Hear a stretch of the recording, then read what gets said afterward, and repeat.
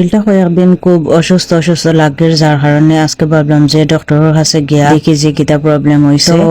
অসুস্থ থাকলে বোঝা যায় যে সুস্থতা হয়েছে আল্লাহর কত বড় নিয়ামত। হ্যালো এভরিওয়ান, আসসালামু আলাইকুম। আশা করি সব ভালো আছেন, আমি আলহামদুলিল্লাহ ভালো আছি। কয়েকদিন ধরে শরীরটা খুবই খারাপ লাগে আর বুঝতাম পারলাম না কিতার লাগে এত প্রবলেম। তো দেখলাম যে কিছু ইনফেকশন দেখা দিছে আমার। ভাবলাম যে আর দেরি না করিয়া যাই কি, 2-3 দিন অপেক্ষা করছি, দেখছি ঠিক হয়নি। এখন দেখলাম যে না, ঠিক হয় না। এই কারণের মাঝে আরো একটু আমার বেশি অসুখ পড়ে গেলাম, যার কারণে ভাবলাম যে আর দেরি না করিয়া ডাক্তারের কাছে যাই। আপনার ভাইয়া কইলা যে আর দেরি করিও না, চলো। তো আমি ফার্স্টে 2-1 দিন না করছি যে দেখি ঠিক হয়নি এমনিতে, এখন দেখা যায় না ঠিক হয় না, যার কারণে আমি আর না করলাম না, আপনার ভাইয়ের লগে গেলাম। আমি যে ডাক্তার দেখাই তানরে দেখাইতে হইলে আগের দিন সিরিয়াল লওয়া লাগে, আর আমি আগের দিন সিরিয়াল লই লইছি। আমার যে টেস্ট গুলা করার দরকার এগুলার লাগে খালি পেটে যাওয়া লাগে, যার কারণে আমি 9টার দিকে বাড়তাকে বাইরে গেলাম। আর তখন হালকা হালকা কুয়াশা আছিল, শীত আছে, তো এখানে বাইরে গেলাম শীতের কাপড় সাপড় ফরিয়া। এটা হইলো আমার বাড়ির রাস্তা, আর আমার বাড়ির রাস্তাটা দেখতে খুবই সুন্দর। আমার বাড়ি মেইন রোড থেকে একটু ভিতরে, যার কারণে একটু আটিয়া রাস্তার মাঝে উঠা লাগে। এখানে রাস্তার মাঝে উঠিয়া গাড়ির লাগে ওয়েট করে। আমার যেহেতু সকাল আছিল, গাড়ি খুব কম আছিল, যার কারণে গাড়ি পাইলাম না,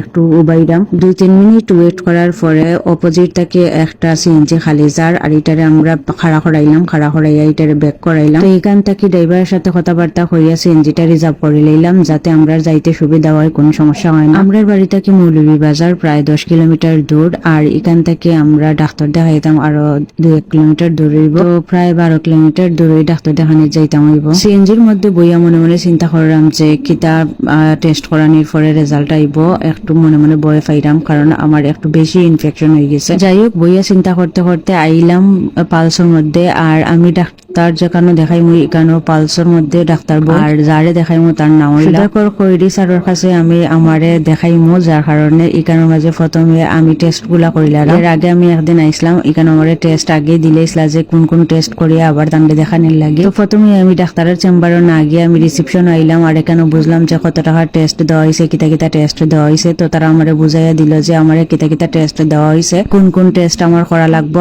আর কত টাকা কষ্ট আইব। যাই হোক, সবকিছু বুঝার পরে এখানে ফটো কইছেন রক্ত দেওয়ার লাগে, আর এখানে আমি রক্ত দেওয়ার লাগে রেডি হয়ে গেলাম রক্ত যেখানে নেই যে রুমো ও রুমো গিয়া বইলাম। এখানে রক্ত দেওয়ার সময় আমার হাতের রোগ খুঁজিয়া মিলেন না, আর অনেক সময় আফুটা ট্রাই করছেন করিয়া রোগ ফাইরা না। তো 2-3 মিনিট ট্রাই করার পরে একটা রোগ ফাইলা, আর এখানের মাঝে সিরিঞ্জ ঢুকাই। পার্সোনালি আমি সিরিঞ্জ খুব ভয় পাই, মানে এটা রক্ত নেওয়া হয়তো এটা খুব সিম্পল জিনিস, বাট আমার কাছে খুব ভয় লাগে যখন সুই ঢুকানি হয়। আমি তো সুইয়ের দিকে তাকাই হই না, ইনজেকশন জিনিসটাই আমার খুব ভয় লাগে। তো এখানে আপনার ভাই আসলা কইরা যে এটা রক্ত নিতে 1 সেকেন্ড 2 সেকেন্ডের ব্যাপার, কোনো প্রবলেম হইতো না, এখানে ডরাইবারও কিছু নাই। তাই কইলেও মেয়ে মানুষ তো আমার কাছে একটু ভয় ভয় লাগে যে সিরিঞ্জ ইনজেকশন এগুলা। যাই হোক, এখানোর মাঝে আমি রক্তগুলা দিলাইলাম, আর আরো যাবতীয় যে টেস্ট গুলা কইছেন ওগুলাও করাই লইলাম। আর এখানেও এক রক্ত থেকে 4-5টা টেস্ট হইব, যার কারণে একবারই রক্ত নিছেন, আর রক্ত নেওয়া লাগতো না। এখানে তারপরে প্রস্রাব টেস্টটা করাই লইলাম। তো অনেক সময় বইলাম, বয়ার পরে আমার রিপোর্ট গুলা এলো, আর রিপোর্টের মধ্যে দেখতাম পারলাম আমার রক্তের মাঝে কিছু ইনফেকশন আইছে, তারপরে প্রস্রাবও কিছু ইনফেকশন আইছে। যাই হোক, এগুলা দেখার পরে টেস্টের মাঝে তারা কইল যে অন্যান্য প্রবলেম আছে, যে প্রবলেম কইল এগুলা হওয়ার পরে ডাক্তারের চেম্বারে গেলাম গিয়ে, আর ডাক্তারের চেম্বারে যাওয়ার পরে ডাক্তারকে দেখাইলাম, আর ডাক্তার আমার যে সমস্যা আছিল ওই সমস্যার লাগে আমারে ঔষধ দিলা, আর কইলা যে কতদিন খাওয়া লাগবো, আর আমি সবকিছু বুঝি ঔষধ গুলা লই লইলাম। এখন সকালে তো না খাই আইছি, যার কারণে খুব বেশি পেটে বুক লাগছে। এখন বাবা আপনার ভাইয়েরা কইলাম যে কিতা করা যায়, এখন আমার কিছু খাওয়া, আমার খুব পেটে বুক লাগছে। কেন আপনার ভাই আমার পানশিত লইয়া আইলা, আর আমরা পানশিত বইয়া ওয়েট করলাম, যেহেতু সকালে আইছি নাস্তাটাই পর কিছু খাই হালকা পাতলা কিছু। এখন কিতা খাওয়া যায়, আপনার ভাইয়া জিকাইরা আমারে কিতা খাইতা। এইখানে রক্ত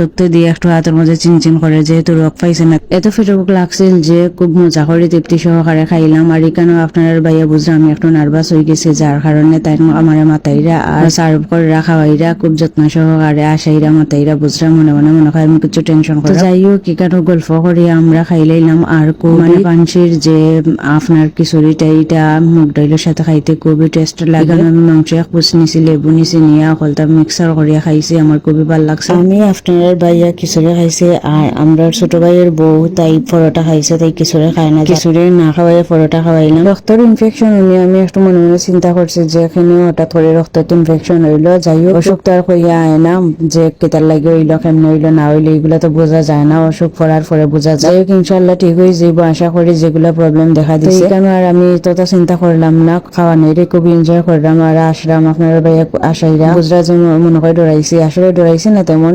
তারপরে একটু চিন্তা হয়েছে যে এগুলা প্রবলেম কেন হইল। তো যাই হোক এগুলা সবকিছু শেষ করিয়া খাওয়া দাওয়া করিয়া আবার বাড়ির উদ্দেশ্যে রওনা দিলাইলাম, কারণ আমরা সব কাজ শেষ হয়ে গেছে। আজকের ভিডিও পর্যন্ত ভালো থাকবা সবাই, আল্লাহ হাফেজ।